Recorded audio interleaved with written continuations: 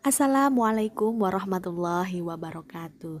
Bertemu lagi di video kali ini tentang pelajaran akidah akhlak bab indahnya kalimah thayyibah. Welcome back my students. Semoga kalian selalu dalam keadaan sehat dan selalu bersyukur.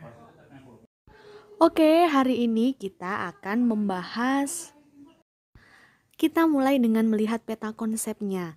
Jadi kalimah thayyibah yang akan kita pelajari itu yang pertama ada subhanallah, yang kedua ada masya Allah, dan yang ketiga ada Allahu Akbar.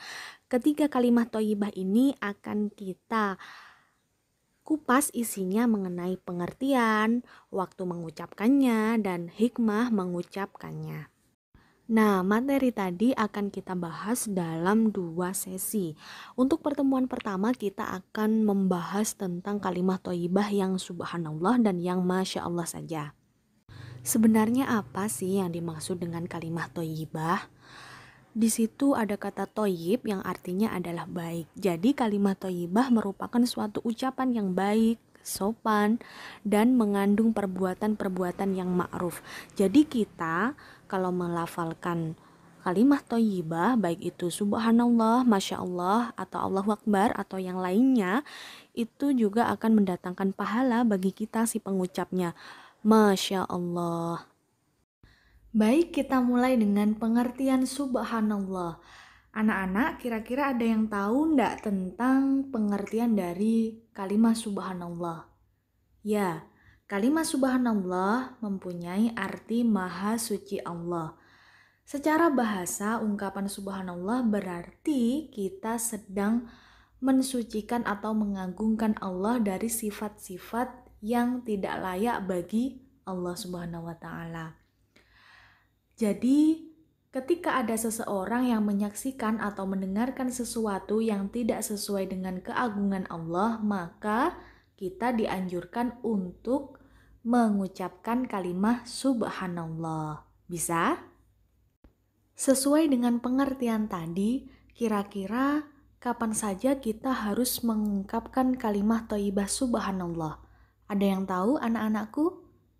Nah, yang pertama adalah ketika kita sedang merasa keheranan. Keheranan dengan apa? Keheranan terhadap suatu sikap. Jadi ketika ada sikap yang terlalu kaku, terlalu bodoh, atau terlalu aneh, kita mengucapkan subhanallah. Dan yang kedua adalah ketika kita sedang melihat, menyaksikan suatu peristiwa besar yang sedang terjadi, seperti angin puting beliung, petir yang menyambar-nyambar, banjir besar, atau apalagi ya, sebuah bencana besar yang terjadi, kita mengucapkan subhanallah. Mengetahui pengertian sudah, mengetahui waktu pengucapan juga sudah. Sekarang kita juga harus mengetahui tentang hikmah dari mengucapkan kalimat subhanallah. Nah, kira-kira hikmah apa saja yang kita dapatkan dengan mengucapkan kalimat subhanallah? Hikmah yang pertama tentunya kita mendapatkan pahala dari Allah Subhanahu wa Ta'ala. Yang kedua, membuat kita semakin dekat dengan Allah. Dan yang ketiga, dengan mengucapkan kalimat subhanallah merupakan kalimat yang dicintai Allah sehingga bisa mempertebal keimanan kita. Kita sampai pada pembahasan kalimat thayyibah yang kedua, yaitu kalimat masya Allah. Arti dari kalimat masya Allah adalah Allah Subhanahu wa Ta'ala telah berkehendak akan sesuatu hal. Nah, selanjutnya adalah waktu mengucapkan masya Allah. Kira-kira kapan saja? Nah, ketika kita sedang melihat bangunan yang indah dan megah, kita mengucap masya Allah. Ketika kita sedang melihat kebun yang berbuah atau taman yang berbunga, kita mengucapkan masya Allah. Dan kita sedang melihat atau menyaksikan seseorang yang sedang berprestasi, mendapatkan kejuaraan, kita juga mengucapkan masya Allah. Selanjutnya adalah hikmah mengucapkan kalimat masya Allah.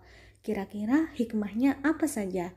Nah, kalimat Masya Allah diungkapkan untuk menunjukkan kekaguman seseorang atas suatu hal. Dan tak lupa mengucapkan Masya Allah merupakan suatu bentuk pengingat bahwa semua pencapaian yang kita dapatkan itu bisa terjadi karena kehendak Allah Subhanahu wa Ta'ala. Sampai sini kalian sudah mengerti dan tahu kapan harus mengucapkan kalimat Masya Allah atau Subhanallah. Ingat, jangan sampai tertukar.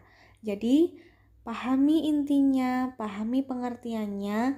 Kalau Masya Allah itu kamu katakan apabila kamu sedang mendengar, melihat suatu keindahan, suatu kemegahan atau sesuatu yang sangat menakjubkan, maka ucapkan Masya Allah. Sedangkan kalimat Subhanallah kalian ucapkan ketika kalian sedang mendengar atau melihat sesuatu yang tidak sesuai dengan sifat-sifat dan keagungan Allah, maka ucapkan Subhanallah.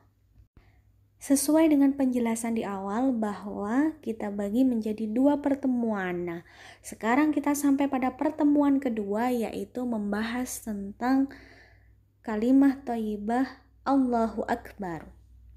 Selanjutnya adalah tentang pengertian.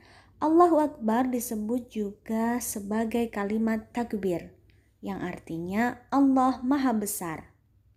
Selanjutnya adalah waktu mengucapkan Allahu Akbar. Allahu Akbar kita ucapkan dalam keseharian kita itu sangat banyak sekali. Di antaranya ketika sedang azan, iqomah, sedang mengerjakan sholat, dan zikir setelah selesai mengerjakan sholat 5 waktu.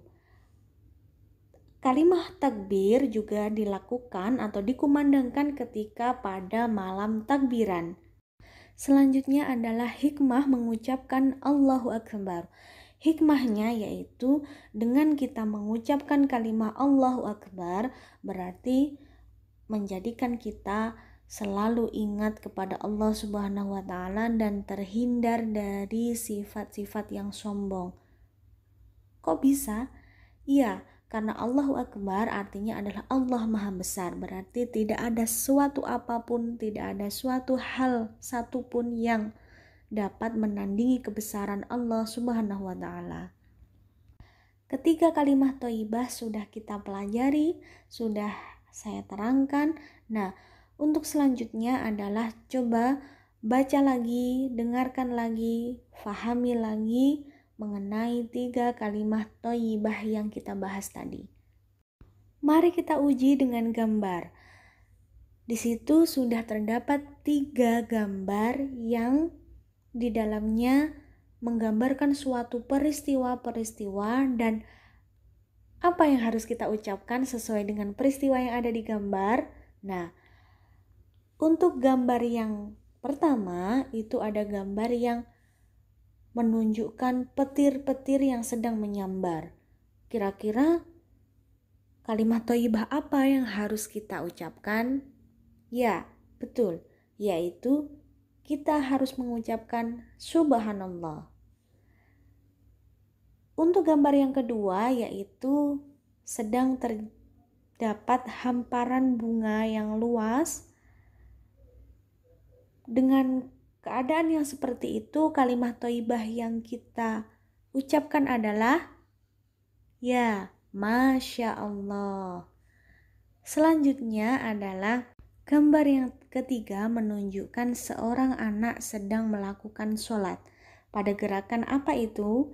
Ya, jadi kalimat Allahu Akbar itu diucapkan setiap pergantian pergerakan sholat, kecuali pada gerakan i'tidal. Mari kita coba dengan mengerjakan kuis pertemuan pertama dan pertemuan kedua. Sampai di mana pemahaman kalian tentang materi ini? Selanjutnya adalah activity time. Jadi setelah kalian mengerti dan memahami makna dari kalimat thayyibah Subhanallah, Masya Allah, dan Allahu Akbar, maka lakukan dan biasakan mengucap kalimat thayyibah tersebut dalam keseharianmu. See you next video. Sampai di sini dulu pembahasan kita. Semoga bermanfaat. Salam sehat untuk kita semua. Wassalamualaikum warahmatullahi wabarakatuh.